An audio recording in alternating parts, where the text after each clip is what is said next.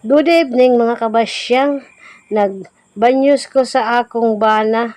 Kanang akong gibanyos kanang dahon sa tada-tada og hilbas. Ako nang sugbas kayo, giinit ko kay para muduga siya ang iya duga amoy ato ipahid sa likod, mga sakit sa kalawasan o diha. Tagbanyos ko giganid ko iyang likod tungod kay sakit ang iyang likod. O diha banyos tanan para maganid tapos gihilot-hilot ko ang iyang likod. Naay mga liso-liso lamig-lamig sa iyang likod kadaman giubo gisipon. Ingon daw niya sa ako, di daw siya duktang kay naka-booster, kompleto kuno siya. O ngano mang naduktan man lagi. Ingon ko sa iya. O dili gayud basta kay maigo ka sa sakit, bisan kompleto kag immunize, duktan jud ka.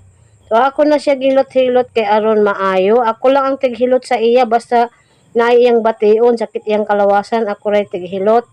O yun, ako gihilot-hilot kay para makuhaan iya liso-liso kay amo may kuan sa atong lawas kanang may mga liso-liso, sakit sa kalawasan, makahilanat pagayod.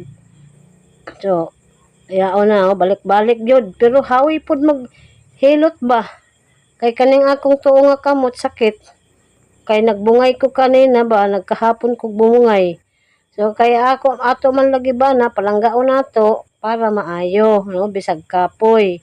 Mao man atong obligasyon, atong bana, atong panggaon, atong i-care, no, para malipay pod sila sa ato buhat. Ingana jud mga asawa panggaon, no, para maayo o malaski o makabirada na pod. Sa trabaho ba makatrabaho na sab siya o malipayon, no, pag walay sakit ang atong minahal sa kinabuhi, malipayon.